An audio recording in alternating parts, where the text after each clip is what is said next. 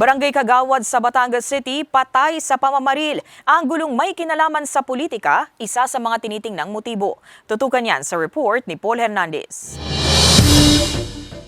Nagluluksa ang pamilya Gutierrez sa nangyari sa 62 anyos na si Mario. Binaril ang padre de pamilya at Barangay Kagawad Huwebes ng umaga sa Talumpok Silangan, Batangas City. Hindi kalayuan sa bahay nila. Dead on arrival siya nang dalhin sa ospital.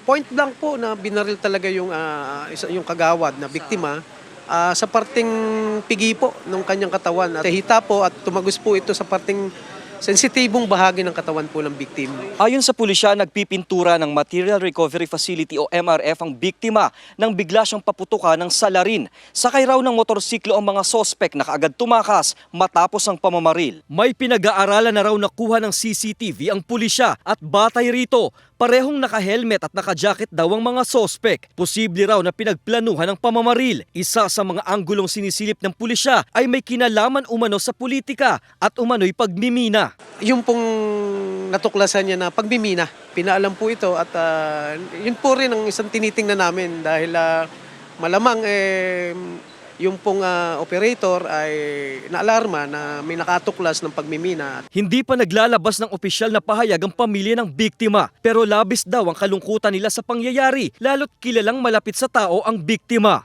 Ikinakasa na ang malalimang investigasyon ng mga otoridad sa ikalulutas ng kaso. Kasama si Buhay Adante Jr., Paul Hernandez. Balitang Southern Tagalog.